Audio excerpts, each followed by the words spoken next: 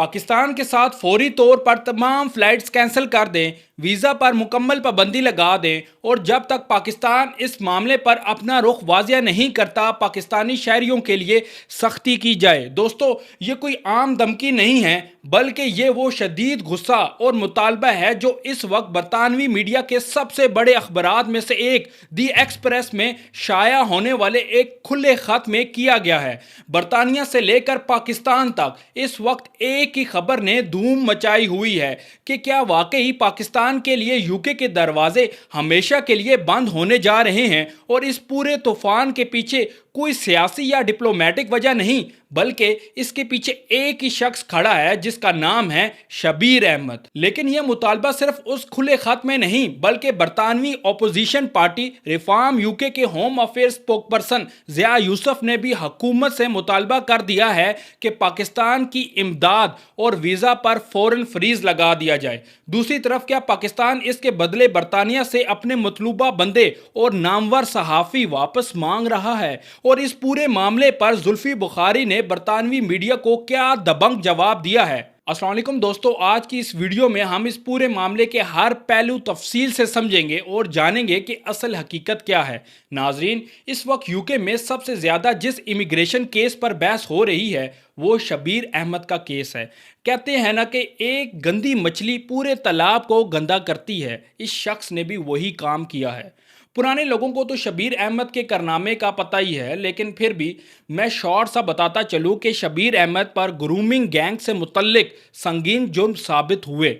Court ने उसे 22 साल की कैद की सज़ा सुनाई और उसने तकरीबन 19 साल ब्रिटिश जेल में काटे। लेकिन असली कहानी उस वक्त शुरू हुई जब उसकी रिहाई का वक्त करीब आया। ब्रिटिश हुकूमत ने उसकी रिहाई से पहले ही उसकी ब्रिटिश सिटीजन ख़त्म कर दी और फैसला किया कि उसे यूके से फौरी तौर पर डिपोर्ट करके पाकिस्तान भेज दिया जाए। लेकिन यहाँ आकर दाल में कुछ काला नहीं, बल्कि पूरी दाल ही काली नजर आने लगी। मसला यह था कि शबीर अहमद जब बरसों पहले पाकिस्तान से यूके गया था तो वहां पहुंचकर उसने अपना पाकिस्तानी पासपोर्ट फाड़ दिया था और बाद में उसने ब्रिटिश सिटीजनशिप हासिल कर ली थी। अब जब उसने अपने काले करतूतों की वजह से ब्रिटिश सिटीजनशिप भी खो दी तो सवाल पैदा हुआ कि उसे किस मुल्क भेजा जाए। ब्रिटिश हुकूमत कहती है कि ये आया पाकिस्तान से था, लिहाजा इस गंद को पाकिस्तान ही कबूल करे। लेकिन पाकिस्तान के हवाले से जो रिपोर्ट सामने आ रही है उनके मुताबिक इस्लामाबाद का मौक़िफ़ बिल्कुल शीशे की तरह साफ है। पाकिस्तान कहता है कि जब उस शख्स ने पाकिस्तानी सिटीजनशिप खुद सरेंडर कर दी थी और जुर्म भी उसने तब किया जब वो एक ब्रिटिश सिटीजन था, तो फिर इस मामले की जिम्मेदारी पाकिस्तान पर क्यों डाली जा रही है? कानूनी और सफारती तौर पर पाकिस्तान का इससे अब कोई लेना देना नहीं है और बस इस नुक्ते पर दोनों ममालिक के दरमियान इख्तलाफ पैदा हुआ है। यहाँ एक कहावत याद आती है कि बात निकलेगी तो दूर तलक जाएगी। एक शख्स का केस अब इमिग्रेशन पॉलिसी और दो ममालिक के ताल्लुकात तक पहुँच चुका है, अंदाज़ा लगा ले आप खुद ही। और इस आग पर तेल का काम किया है बरतानिया की तेजी से उभरती हुई अपोजिशन पार्टी रिफॉर्म यूके के home affair spokesperson Zia Yusuf ने। उन्होंने अपनी ही हुकूमत पर शदीद तनकीद करते हुए ऐसी धमकी दे दी जिसने सबको परेशान कर दिया है। ज़िया यूसुफ ने साफ अल्फाजों में कहा कि जो ममालिक अपने उन अफराद को वापस लेने से इनकार करते हैं जिन्हें यूके से डिपोर्ट किया जा रहा है, उन पर फौरी तौर पर वीज़ा फ्रीज लगा देना चाहिए और उनकी इमदाद फौरन बंद कर देनी चाहिए। यूसुफ ने वाज़े तौर पर पाकिस्तान का नाम लिया और कहा कि जब तक ये ममालिक हमारे साथ कोऑपरेट नहीं करते, इनके स्टूडेंट्स, डिप्लोमेट्स और आम लोगों के वीज़े मुकम्मल तौर पर रोक दिए जाएं। लेकिन यहाँ एक अहम बात समझना ज़रूरी है, ये सियासी मुतालबा है। अभी तक पाकिस्तान के तमाम वीज़े बंद करने या फ़्लाइट रोकने का कोई रस्मी फैसला सामने नहीं आया। यानी फ़िलहाल सूरत हाल ये नहीं कि दरवाजे बंद हो चुके हैं, बल्कि दोनों तरफ से अपना अपना मौक़िफ़ सामने रखा जा रहा है। इसी दौरान यूके की होम सेक्रेटरी शबाना महमूद भी इस मामले को लेकर सख्त अग्रेसिव हैं। 20 जुलाई को 1971 के कानून में तब्दीली पर गौर कर रही हैं। वो पुराना कानून 1971 का, उसे तब्दील किया जा रहा है। تاکہ ایسے افراد کو ملک سے نکالنا آسان بنایا جا سکے۔ لیکن اصل سوال یہ ہے کہ اگر برٹین اپنے قانون بدلتا بھی ہے تو کیا کسی دوسرے ملک کو کسی شخص کو قبول کرنے پر مجبور کیا جا سکتا ہے؟ یہ وہ پیچیدہ قانونی اور سفارتی سوال ہے جس کا حل اتنا آسان نہیں۔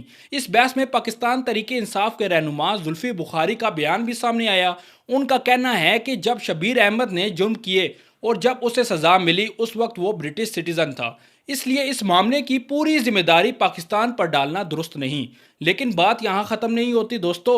پردے کے پیچھے کی خبریں یہ ہیں کہ کچھ دبی دبی آوازوں میں میڈیا پر یہ بات بھی چل رہی تھی کہ پاکستان نے غیر رسمی سطح پر UK کے سامنے ایک شرط رکھ دی تھی۔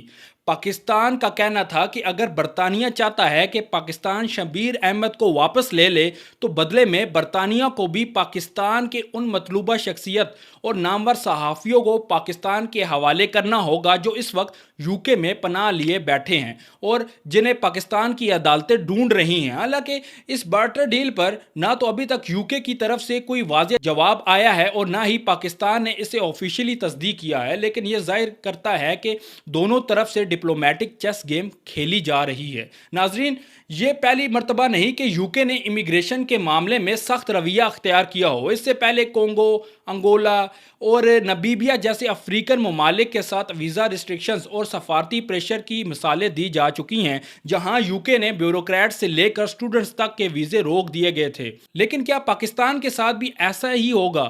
ابھی تک پاکستان کے تمام ویزے بند کرنے یا فلائٹ سسپینڈ کرنے کا کوئی رسمی فیصلہ سامنے نہیں آیا۔ میں یہ بات ریپیٹ کر رہا ہوں، بلکہ معاملہ ڈپلومیسی کے ذریعے حل کرنے کی کوشش کی جا رہی ہے۔ آخرکار ایک فردی کیس کو دو بڑے ممالک کے تعلقات پر حاوی نہیں ہونا چاہیے۔ اگر اس پورے معاملے کو غور سے دیکھا جائے تو یہ صرف ایک ڈپورٹیشن کیس نہیں رہا، یہ اصل میں 3 چیزوں کا امتحان بن چکا ہے۔ پہلا، برٹین کا امیگریشن سسٹم، دوسرا، پاکستان اور برٹین کے درمیان سفارتی تعاون، اور تیسرا، یہ سوال کہ جب کوئی شخص اپنی پرانی نیشنلٹی چھوڑ کر دوسرے ملک کی سٹیزن شپ حاصل کرتا ہے تو اس کی ذمہ داری کس حد تک پرانے ملک پر ہوتی ہے۔ اب دیکھنا یہ ہوگا کہ آنے والے دنوں میں پاکستان اور برٹین اس معاملے کو کس طرح حل کرتے ہیں۔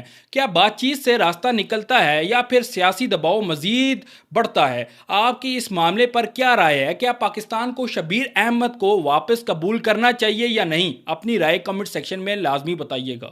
شکریہ۔